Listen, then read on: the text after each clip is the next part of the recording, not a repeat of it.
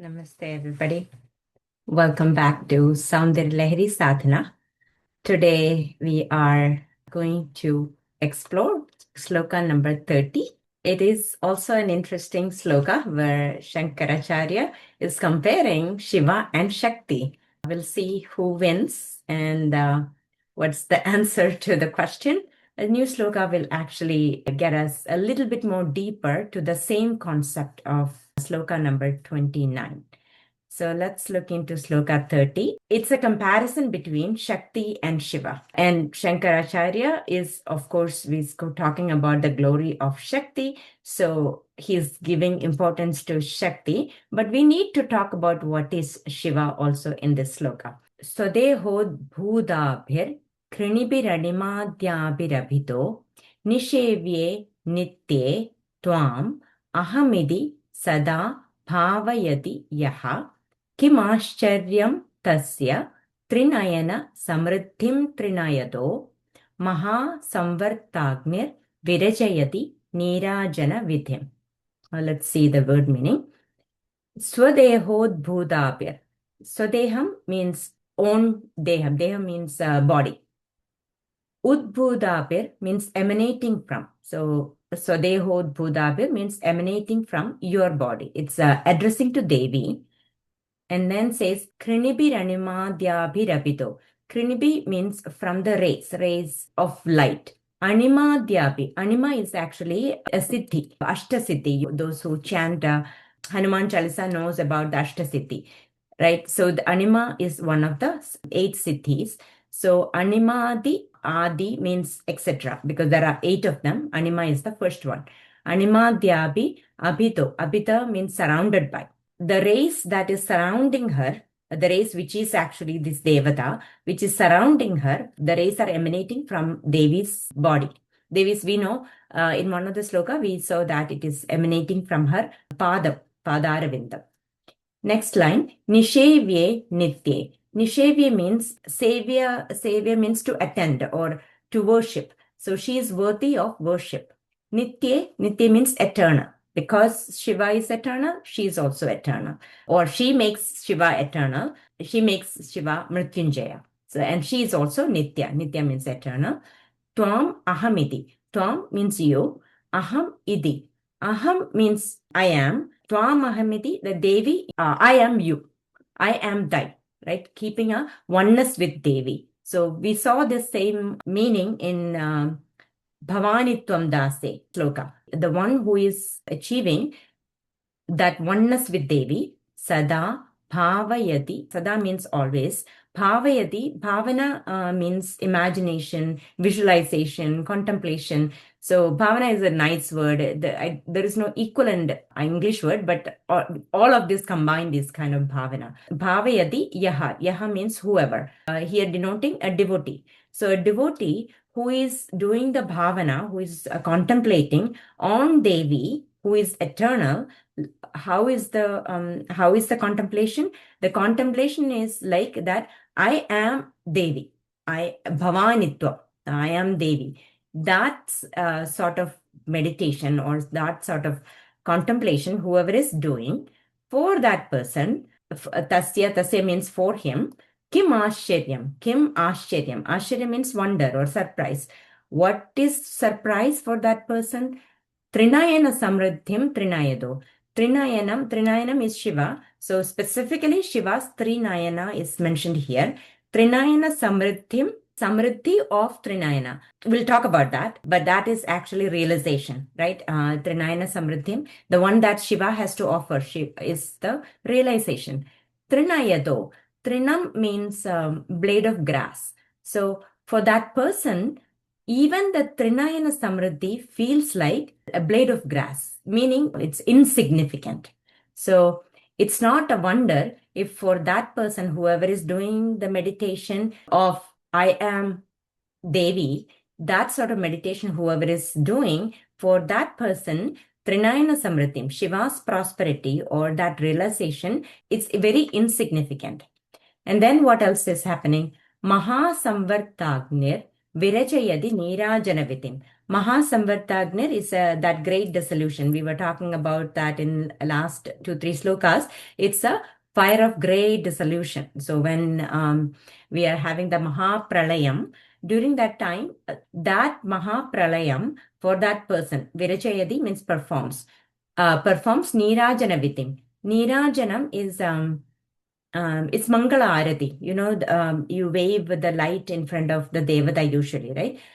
At the end of the puja. So that is what the Nirajana within. Performing Nirajanam is what the Mahasamvartagnir or the great fire of dissolution will feel like Arati for this devotee. We need to unlock this. So, O Mother Eternal, by consistently meditating with a sense of unity with you, oneness with you, who are encircled by divine powers like Anima, which are simply rays emerging from your feet. We know that. We saw that in the previous verses.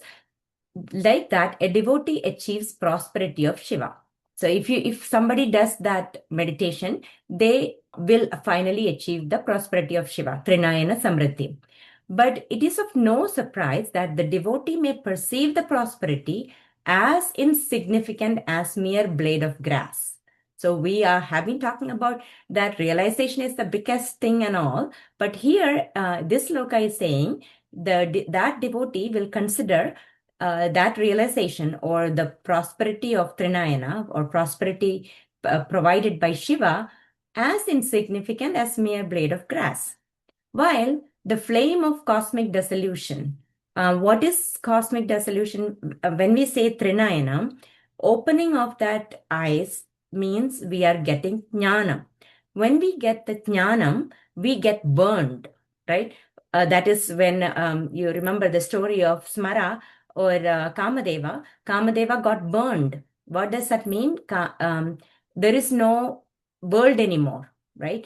Because at that point in time, when Shiva's third eye opens towards us, or our third eye opens, then the world disappears for us. So there is only one thing that is visible everywhere, that is consciousness.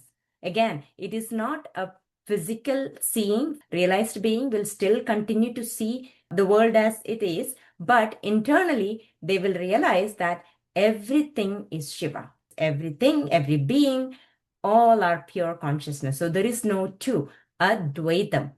They won't see duality. It's everything is non-dual for them, right? So that is the flames of cosmic dissolution. So here, specifically that time frame is where Brahma disappears, Vishnu disappears, Rudra disappears, Indra disappears, everybody disappears during that pralayam time, right? So that pralayam is actually from manifest to unmanifest, right? So that is where the world is disappearing, where only Shiva exists. So that is the time, right? So what it is mentioning here, that flames of cosmic dissolution, if you can imagine that as a big flame, in fact, it's not going to be a flame. Because even when Pralayam says that, people think that, oh, Pralayam, there will be a flood and then everybody will be floating in the flood. Nothing like that. It is not those kind of things. Like, for example, you can think that when you sleep, all of the world is disappearing. That's a pralayam actually, right? You don't have body, you don't have mind, you don't have anything in your sleep. So that's a small pralayam. So there is no water coming or actual fire coming during the Mahasamharasma. It is actually a symbolic representation of that world is disappearing. There is only the consciousness that is existing. That's what it means. So if it is considered as a flame of cosmic dissolution, if it is actually a big flame, what this verse is saying is that for that devotee, that flame becomes just a arati. Somebody is doing arati towards him because now he is Shiva. It's nothing big. It's as simple as a sacred ritual of the waving lights in front of them is what that they will feel like. So now here, what Shankaracharya is mentioning is that Shakti, when you do oneness with Shakti, that is much greater than, for that person, even they don't care much about a realization, because a oneness with Devi is considered as the highest in this Śloka. Okay, so I will tell you a lot of bhaktas experience so that it kind of makes sense. So before that, I want to share something. So let's look into the progress. The progress is from materialistic world to finally the Shiva realization. So in between, there is something that what we need to do is Shakti sadhana, right? It's not just Shakti, but all sadhana. If you have your Ishta Devata is Shakti, of course, Shakti sadhana. If it is Shiva or Vishnu, that sadhana, right? Let's start from materialistic, right? There was a question last week, and I was really reflecting on that question. The question was, what should be the purpose of pursuing anything in life, right? So that question was because we think that in the spiritual progress, like in the arrow is on the right side. So when we move to the right side, we will not have any materialistic benefit. I think the question is somewhat coming from that thought process. So now let's see what is this verse is saying. So first arrow is the materialistic, right? This is, remember we talked about 4 different type of bhakta. So the Artha Bhakta or Artharthi Bhakta, both of them come under this category. So because they are pure materialistic, right? There is only bhoga there, and there is a lot of suffering also. Of course, they will have sukha and dukkha, both of them, but there will be a lot of suffering, much more suffering than the right side. Remember, 2 bhaktas are in this category, Artha Bhakta and Arthati Bhakta. So when you are really in trouble, if you are calling Krishna or calling Devi, or when you're doing a business transaction, right? I will do so and so, so you can give me a big car, or you can give me a job, or you can give me anything, right? You can fill the blanks. So that type is the materialistic plane, right? So here, Devi or the goddess or whichever individual devatas will still give us boon, right? Whatever that we wish for, majority of the time, if the wish is that we deserve that, we will get that, right? But then what we are asking is a limited thing. We are asking for a job, we are asking for a car, we are asking for something very limited. And the reason why we are suffering is that our nature is not limited. Our nature is limitless, right? Our nature is vast because our pure nature is consciousness, which is vast. So when we ask for limited thing and we get it, we are still not happy, because we may get, when we ask for a X, we get the X, but there is this infinity minus X that we did not get. So that causes us suffering. So that's the plane that we are talking, the first bucket. And from there, any travel on the right is the spiritual path, right? Where we start the spirituality, where we start sadhana, where we start using karma yoga and upasana yoga. That's the sadhana. So there we will get the grace of God.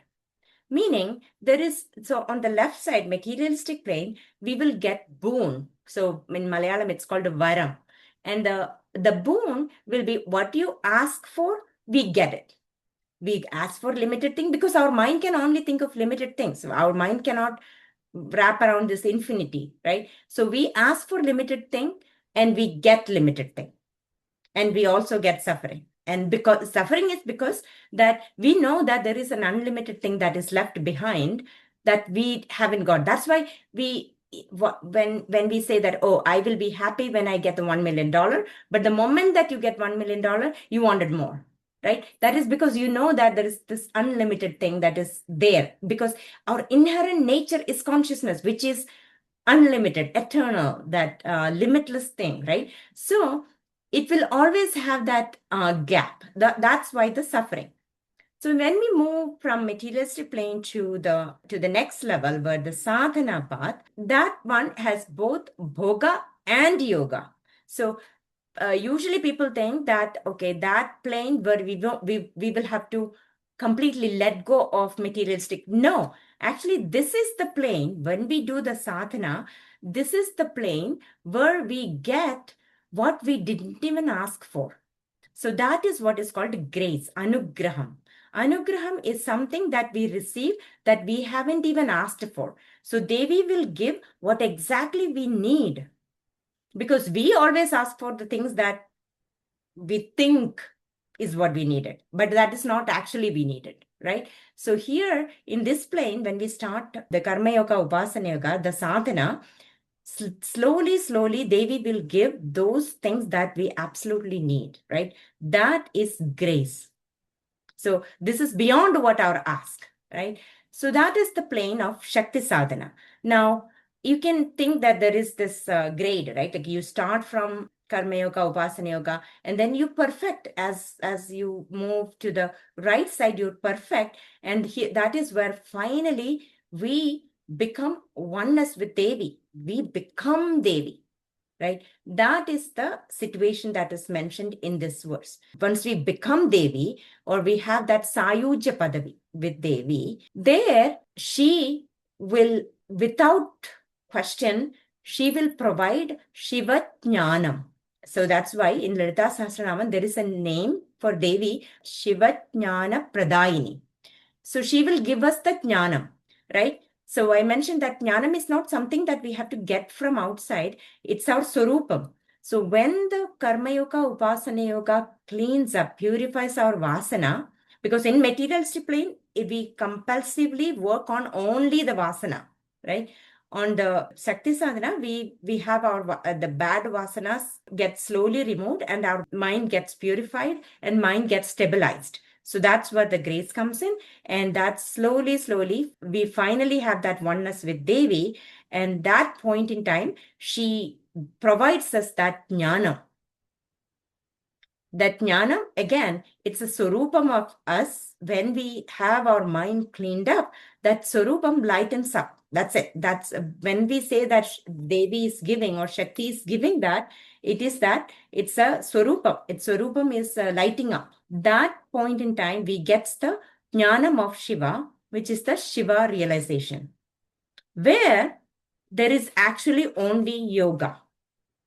What is yoga? Yoga is actually in meditation that we have that complete focus on the thing that we are focused on, we are doing the meditation on.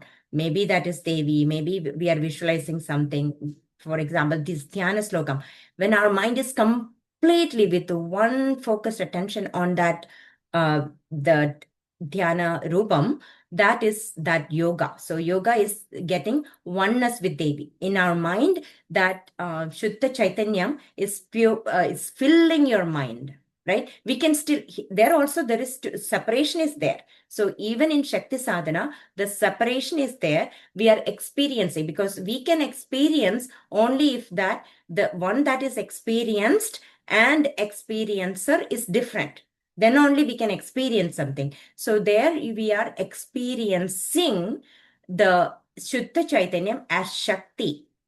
That at that plane, we have Bhoga and Yoga, and Devi will do the Anugraham. So there are so many examples where we are doing the sadhana, and then you will get what you never thought that you need, that will be getting, right? And whatever you don't need, Devi will remove it from your life as well. So this is a plane where you will definitely get the materialistic benefit.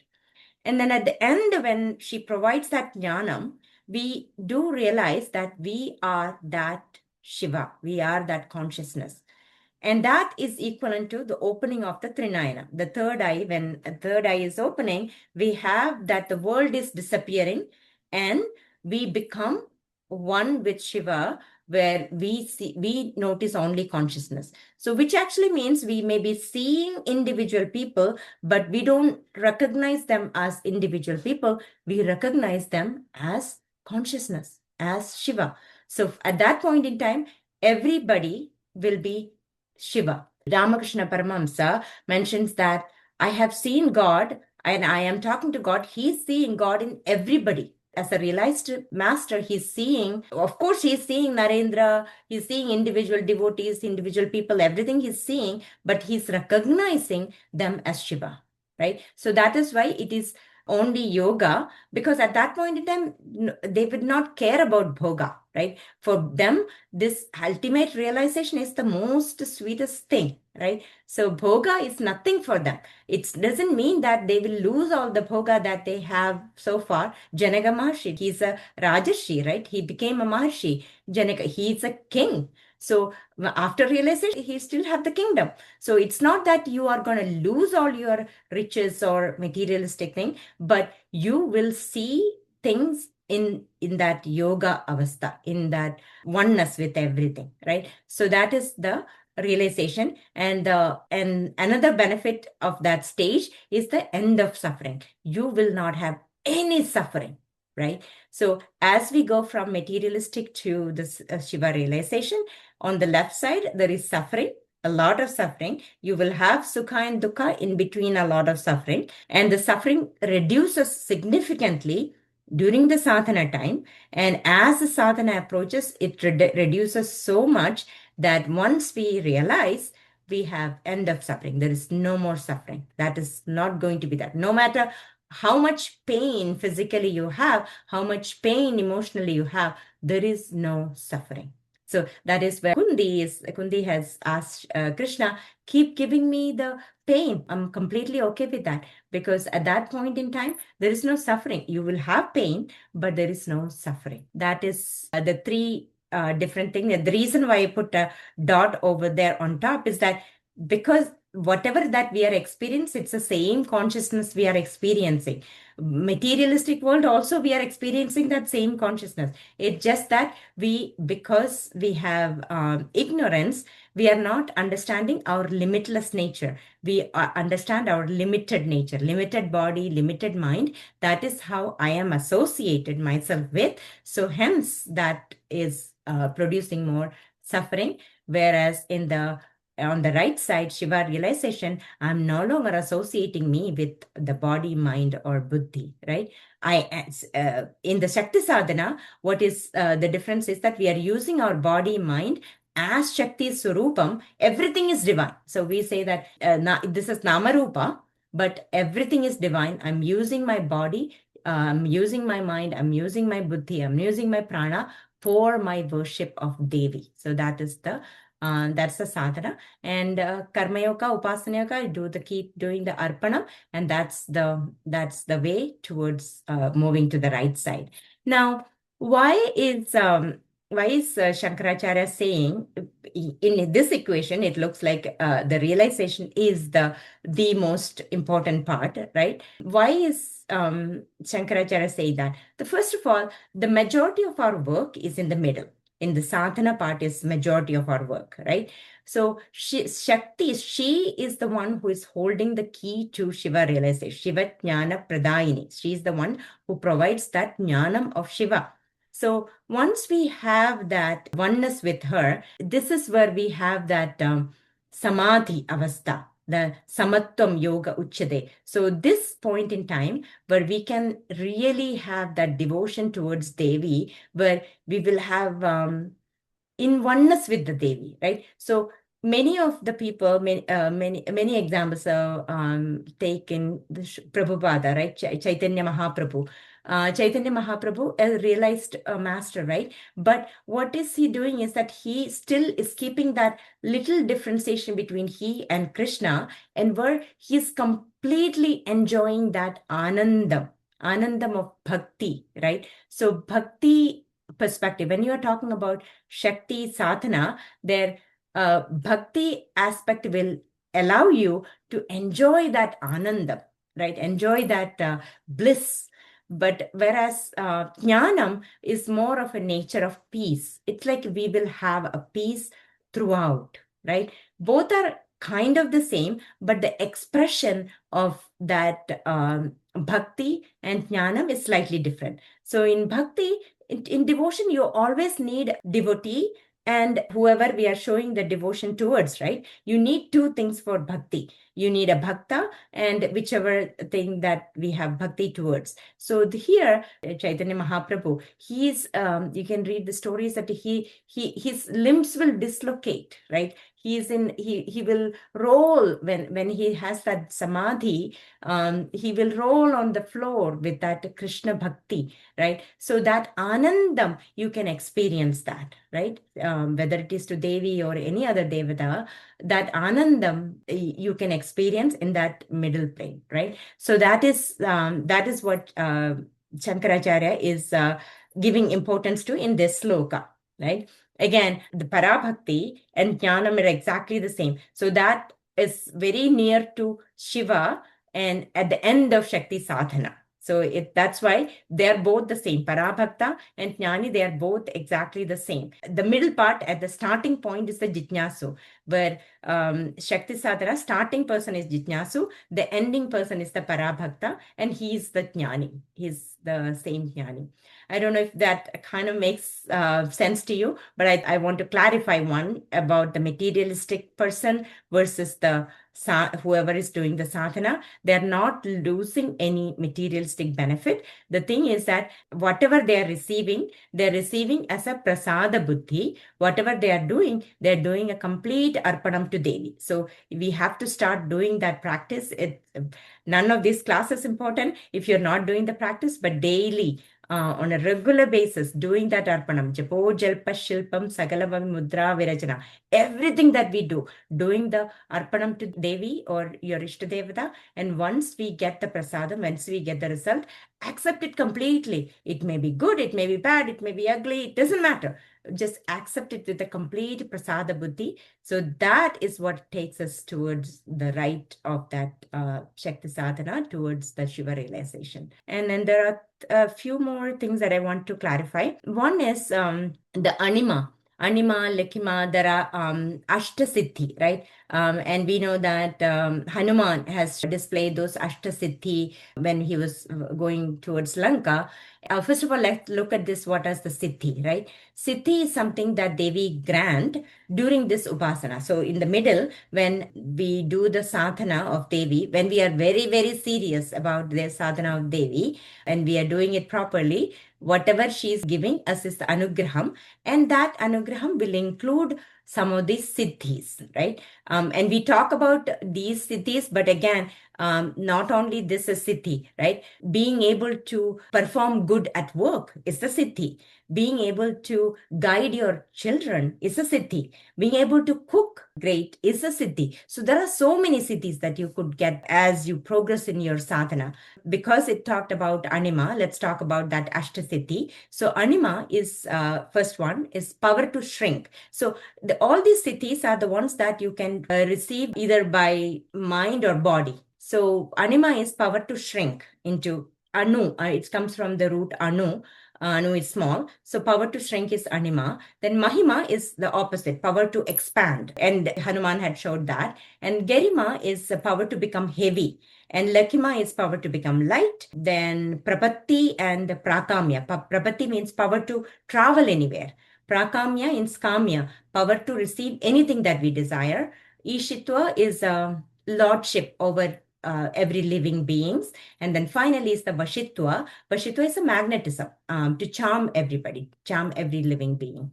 So those are the Aṣṭa Siddhi. Those are, and Yoga Sutra also talk about this as a Vibhuti Yoga. But again, this is a double-edged sword. If we use or abuse these siddhis that we have received, our path will be not on the right side, our path will be on the left side. So we will fall because of that. So if you look, Hanuman, for example, never misused his siddhi. And you can also look into the life of Shankaracharya, right? Shankaracharya was not home. What he promised his mother is that during her end time, that he will be there. But he was not there. He was somewhere in the Himalayas.